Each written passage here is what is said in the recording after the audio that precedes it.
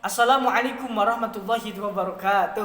Perkenalkan, nama saya Yudhistira Abdi Rizki, nomor induk mahasiswa 200203110012, jurusan Hukum Tata Negara, kelas HTNA, Fakultas Syariah, Universitas Islam Maulana Malik Ibrahim Malang. Baiklah, izinkanlah saya untuk menjelaskan mengenai hadis. Yang pertama adalah hadis, ragam hadis menurut sumber dan penisbatannya. Boleh kita ketahui bahwa ragam hadis menurut sumber dan penisbatannya itu ada 4. Yang pertama ada hadis qudsi, yang kedua ada hadis marfu, yang ketiga ada hadis mauquf, yang keempat ada hadis maqtu. Baiklah, yang pertama adalah hadis qudsi. Apa sih makna dari hadis qudsi itu sendiri? Nah, hadis qudsi secara bahasa atau lughah itu berasal dari bahasa Arab, yaitu artinya yaitu al-qudsi, yang artinya adalah sesuatu yang suci yang disebutkan kepada Allah Subhanahu wa taala. Nah, sedangkan hadis qudsi secara istilah itu adalah seperti yang diungkapkan dalam kitab At-Ta'rifat halaman 133 yang dikarang oleh Asy-Syaikh Al-Alim Al-Alamah Az-Zurjani. Beliau mengungkapkan bahwa hadis qudsi wa min haitsul makna min indillah wa haitsul lafzu min Rasulillah. Artinya apa? Hadis qudsi itu secara makna itu datang dari Allah, sedangkan secara redaksi atau kata itu datang dari Rasulullah Shallallahu Alaihi Wasallam. Nah, perlu kita ketahui di sini ada perbedaan antara hadis qudsi dan Al-Quran.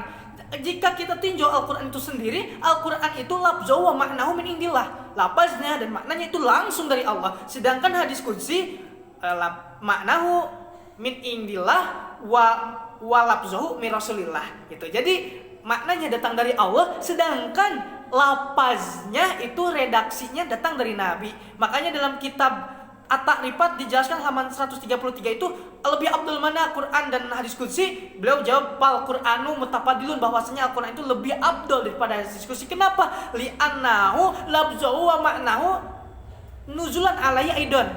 Bahwasanya kalau Al-Quran itu lafaznya, maknanya itu langsung turun dari Allah Subhanahu wa taala. Nah, kemudian yang kedua adalah hadis marfu. Apa sih yang dimaksud dengan hadis marfu? Nah, hadis marfu secara bahasa adalah isim maf'ul dari kata rofa'a. Apa? Yaitu rofa'a yarfa'u raf'an fahuwa rafi'un wa zaka marfu'un. Artinya adalah sesuatu yang diangkat.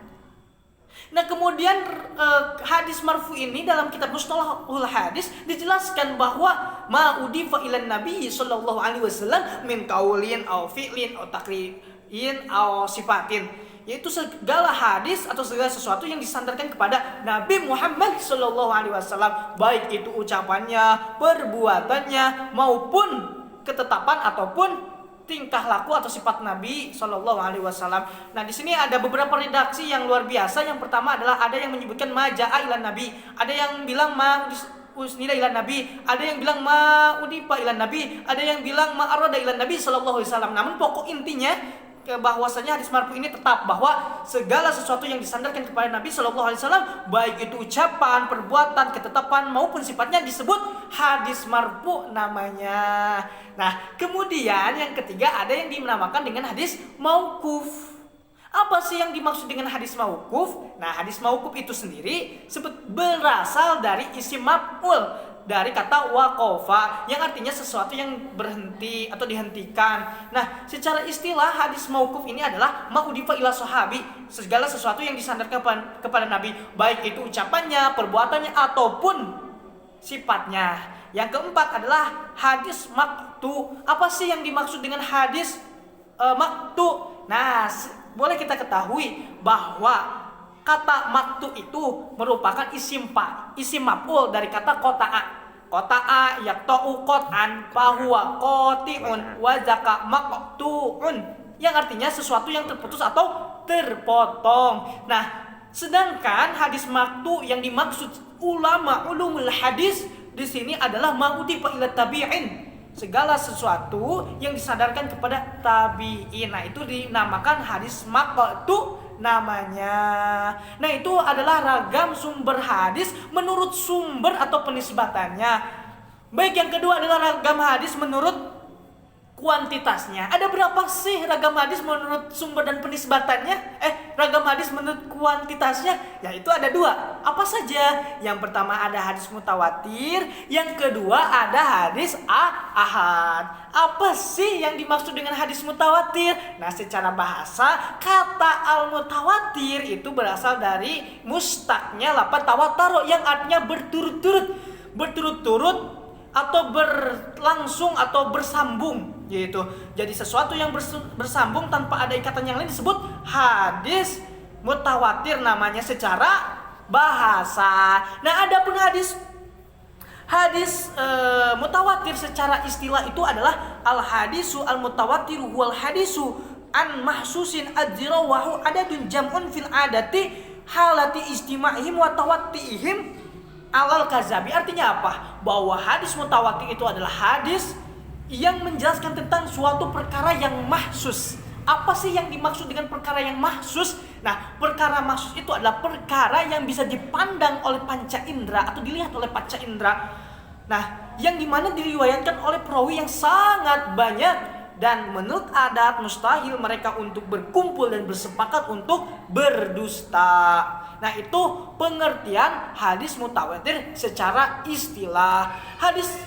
Oleh karena itu ada yang dinamakan dengan syarat-syarat hadis mutawatir. Apa saja? Yang pertama, bahwasanya hadis tersebut diriwayatkan oleh orang atau perawinya yang banyak. Nah, yang kedua, bahwasanya hadis tersebut memiliki perawi dengan jalurnya sanad. Yang ketiga, mereka tidak bersepakat atau berkumpul untuk berdusta. Nah, kemudian hadis mutawatir itu juga dibagi. Ada hadis mutawatir labzihi, ada juga hadis mutawatir labzi, ada juga hadis mutawatir maknawi. Apa sih yang dinamakan dengan hadis mutawatir labzi? Nah, hadis mutawatir labzi itu adalah ma tawattara lafzuhu wa ma'nahu, hadis yang mutawatir secara lafaznya dan maknanya. Sedangkan hadis mutawatir secara maknawi adalah al hadisu al mutawatir huwa ma tarahu maknahu duna lafzi, hadis yang mutawatir hanya sekedar maknanya, tidak dengan lafaznya. Nah, itu pembagian hadis mutawatir. Baiklah, yang kedua adalah hadis ahad. Apa sih yang dimaksud dengan hadis ahad? Nah, hadis ahad itu adalah jamak dari kata ahadun bimakna wahidun, yang artinya adalah satu. Nah, kemudian itu secara bahasa. Nah, adapun hadis ahad ini secara istilah yaitu malam yajtami'u bihi surutun mutawatiran, segala sesuatu yang dikumpulkan, hadis yang dikumpulkan yang di dalamnya itu tidak memenuhi syarat-syarat mutawatir. Ada berapa sih hadis ahad itu? Nah, ini terbagi menjadi 3. Apa saja? Ada hadis ahad masyhur, ada hadis ahad aziz, ada hadis ahad gharib. Apa sih yang dimaksud dengan hadis ahad masyhur? Hadis ahad masyhur adalah secara bahasa itu berasal dari isim maf'ul kata syahra yashuru syahron wa masharon syahrotan sihratan fahuwa syahirun wa jaka masyhurun, yang artinya adalah populer. Sedangkan hadis masyhur secara istilah itu adalah marawahu salah satu paaksara fi kulli tabaqatin malam yaglu hadu bitawaturi. Artinya apa? Bahwa hadis masyhur itu adalah hadis yang diriwayatkan oleh hadis masyhur. Ahad masyhur itu hadis yang diriwayatkan oleh 3 perawi atau lebih, yang dimana di dalamnya itu mencakup pikuli tobakotin, mencakup tobakot tingkatan sanadnya, yang dimana di dalamnya itu tidak memenuhi syarat-syarat hadis mutawatir. Nah, hadis masyhur itu dibagi menjadi berapa? Dibagi menjadi 2. Ada hadis ahad masyhur istilahi yang disebutnya adalah hadis mutlak. Ada hadis masyhur ghair istilahi yang disebut dengan muqayyad. Apa hadis masyhur istilahi? Hadis masyhur istilahi adalah hadis yang sangat terkenal di para kalangan alim wal ulama, ahli ulumul hadis, dan orang awam. Makanya di sini maknanya itu ada 3. Ada yang menyebutkan murad bil masyhur, hanya sekedar persamaan dari masyhur. Ada juga akhosu bil masyhur, lebih khusus daripada masyhur. Ada juga a'amun bil masyhur, yang lebih umum daripada masyhur. Kemudian yang kedua adalah hadis ahad, masyhur, ghair istilah atau muqayyad. Nah, itu adalah hadis yang tidak populer. Jadi populernya itu hanya di kalangan ulama ahli hadis saja. Nah, gitu. Nah, yang kedua itu adalah hadis aziz. Nah, hadis aziz pakai ain ya. Apa sih yang dimaksud dengan hadis aziz? Nah, hadis aziz itu secara bahasa berasal dari kata azza yaizu, yang artinya adalah yang berarti berasal dari kata azza itu tangguh. Azza yaizu yaitu berarti tangguh. Ada juga azza yauzu. Baiklah, yang kedua adalah hadis aziz. Apa sih yang dimaksud dengan hadis aziz? Hadis aziz secara bahasa berasal dari kata azza yaizu, yang artinya adalah jarang. Sedangkan secara atau bimana yang lainnya adalah azza yauzu dengan domah, yang artinya adalah tangguh. Nah, yang ketiga adalah hadis gharib. Apa sih yang dimaksud dengan hadis gharib? Secara bahasa, hadis gharib itu berasal atau bimakna munfarid, yang berarti sendiri. Sedangkan hadis gharib itu secara istilah adalah huwa ma yanfaridu bi riwayatun wahidun. Artinya adalah hadis yang diriwayatkan oleh satu orang perawi saja. Ingat, hadis gharib itu terbagi menjadi 2. Ada gharib nisbi, ada gharib mutlak. Hadis gharib nisbi itu atau hadis gharib mutlak itu adalah hadis yang diriwayatkan sendirian. Semua hadis yang tidak diriwayatkan kecuali oleh sahabat. Jadi allazi la yura illa bis sahabi. Nah, hadis yang tidak diriwayatkan kecuali oleh sahabat itu sendiri. Nah, yang kedua ada hadis gharib nisbi. Hadis gharib nisbi itu adalah hadis yang diriwayatkan lebih dari sendirian pada di tengah-tengah sanadnya itu. Nah, hadis gharib nisbi itu dibagi menjadi 3. Nah, ada muqayyad bil bisiqah, ada lagi muqayyad bil bilad, ada lagi muqayyad birawi. Kalau muqayyad bil siqah itu berkenan dengan as-siqah. Kalau muqayyad bil balad itu berkenan dengan satu wilayah ke wilayah yang lain.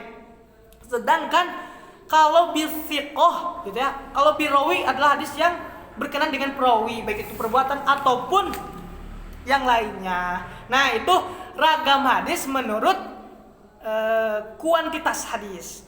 Nah, sekarang yang ketiga, ragam hadis menurut kualitas hadis. Ada berapa sih ragam hadis menurut kualitasnya itu? Itu ada 3. Apa saja? Yang pertama ada hadis sahih, yang kedua ada hadis hasan, yang ketiga ada hadis dhaif. Apa sih yang dimaksud dengan hadis sahih? Nah, sahih itu berasal dari bahasa Arab, bermakna as-salamah, yaitu selamat atau benar. Sedangkan hadis sahih secara istilah itu adalah ma ittasola binaklil ma ittasola sanaduhu binaklil adili adobiti an mislihi ilal muntahahu min ghairi sududin au ilatin.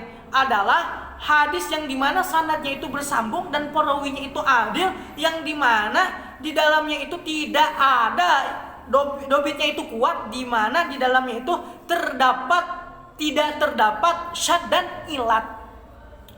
Kemudian syarat-syarat hadis sahih. Ya, yang pertama, hadis tersebut harus sanadnya bersambung. Yang kedua, hadis tersebut harus para perawinya itu adil. Yang ketiga itu harus dobitnya itu harus kuat. Kemudian hadis sahih dibagi lagi menjadi 2. Ada hadis sahih li zatihi, ada hadis sahih ghairu li zatihi. Apa yang dimaksud dengan hadis sahih li zatihi? Yaitu hadis yang dengan dirinya telah memenuhi syarat-syarat kesahihan.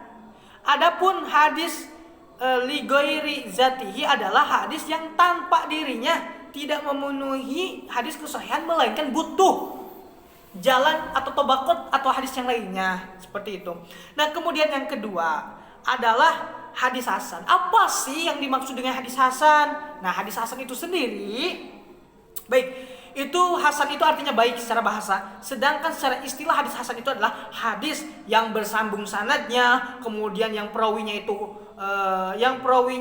adil, kemudian dobitnya itu kurang kuat atau di bawah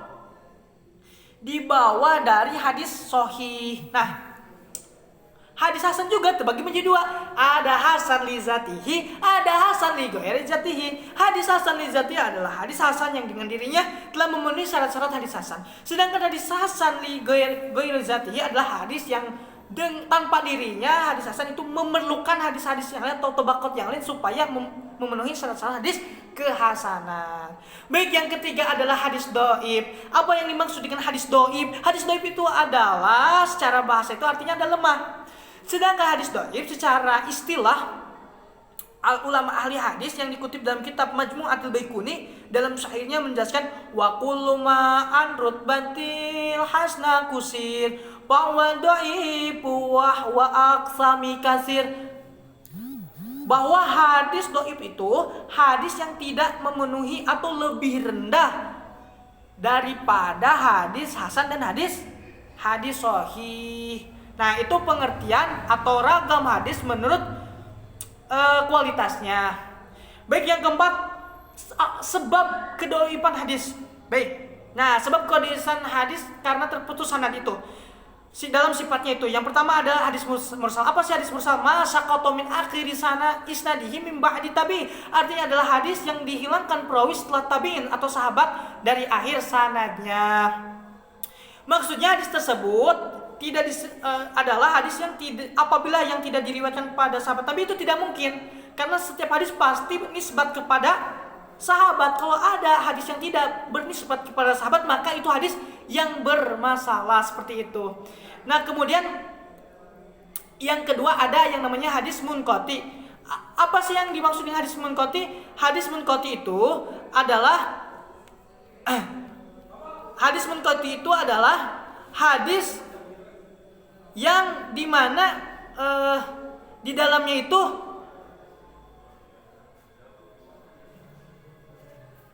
malam yattasil isnaduhu ala ay wajhil kana inqatuhu. Artinya adalah hadis yang di dalamnya itu dalam rangkaian sanadnya terputus, munqati, terputus dimanapun terputusnya. Kemudian yang selanjutnya adalah hadis mudhal. Apa sih yang dimaksud dengan hadis mudhal? Yaitu masaqata isnani fa aksara ala tawaturi, yang artinya adalah hadis yang dalam rangkaian sanadnya terdapat dua perawi, yaitu dihilangkan secara tawaturi, itu adalah berturut-turut, seperti itu. Kemudian yang keempat adalah hadis mu'allaq. Hadis mu'allaq itu adalah al mu'allaqu huwa ma hadfa min mabdu isnadihi au pa'aksara ala tawaturi. Nah, gitu. Jadi mu'allaq itu ialah hadis yang dihilangkan perawinya dari awal sanad, baik satu orang ataupun lebih secara berturut-turut. Kemudian yang keempat itu adalah hadis mudalas. Apa yang dimaksud dengan hadis mudalas? Yaitu hadis yang menyembunyikan cacatnya dalam sanad dan menampakkan akhirnya seperti baik. Nah, itu yang dimaksud dengan hadis mudalas. Baik, adapun hadis sebab kedhaifan hadis dalam cacat rawi menurut sifatnya itu adalah yang pertama adalah hadis maudhu. Hadis maudhu itu yaitu mana subila Rasulullah sallallahu alaihi wasallam ikhtilafan wa kadzaban mimma lam yaqalahu au yaqrahu. Artinya adalah apa-apa yang disandarkan kepada Rasulullah secara dibuat-buat ataupun secara dusta gitu. Padahal dia itu atau beliau itu tidak mengatakan bahwa hadis tersebut dibuat. Nah, itu disebutkan hadis maudhu. Jadi hadis yang dibuat-buat. Kemudian ada yang disebut dengan hadis matruk. Apa sih yang dimaksud dengan hadis matruk? Hadis matruk itu adalah hadis yang salah satu seorang rawinya tertuduh berdusta, itu matruk. Kemudian yang ketiga ada hadis majhul. Apa yang dimaksud dengan hadis majhul? Hadis majhul itu hadis yang di dalam sanadnya disebutkan seorang periwayat saja, tetapi tidak ada yang mengambil riwayat dari bidang yang lain, dari riwayat yang lain, seperti itu. Kemudian sifat kedobitan itu yang pertama, hadis munkar, hadis yang menyendiri dalam periwayatannya sendiri, yang banyak kesalahan. Nah, itu hadis munkar. Ada yang dimaksud yang kedua itu hadis mu'allal. Hadis mu'allal itu adalah hadis yang ilat atau merusak, mu'allal ilat gitu, yang merusak kesahihan. Yang ketiga itu ada hadis mudraj. Hadis mudraj itu adalah hadis yang terdapat penambahan yang bukan berasal dari hadis tersebut. Kemudian ada hadis maklub. Hadis maklub itu adalah hadis yang mengganti suatu lafaz dengan lafaz yang lain pada sanad hadis atau matannya, atau mendahulukan atau mengakhirkan. Yang kelima ada hadis mutarib, yaitu hadis yang diriwayatkan dalam bentuk berbeda dan saling bertentangan antara satu dengan yang lainnya. Yang keenam ada hadis muharraf, yaitu hadis yang berbeda dengan hadis yang lain karena perubahan titik atau baris suatu kata, namun tulisannya itu tidak berubah. Dan yang ketujuh adalah hadis mushaf, yaitu hadis yang padanya perubahan pada lafaz atau makna aslinya. Baik, yang terakhir nih, yaitu hadis syad. Nah, hadis syad itu adalah hadis yang diriwayatkan oleh perawi yang maklub namun bertentangan dengan perawi yang lebih baik. Nah, itu. Terima kasih, itu saja yang dapat saya sampaikan, kurang lebihnya mohon dimaafkan. Itulah ragam-ragam hadis yang sangat luar biasa banyaknya. Terima kasih ya saya Yudhistira Hamdi Rizky, mohon maaf atas kekurangan dan kekhilafan. Wassalamualaikum warahmatullahi wabarakatuh.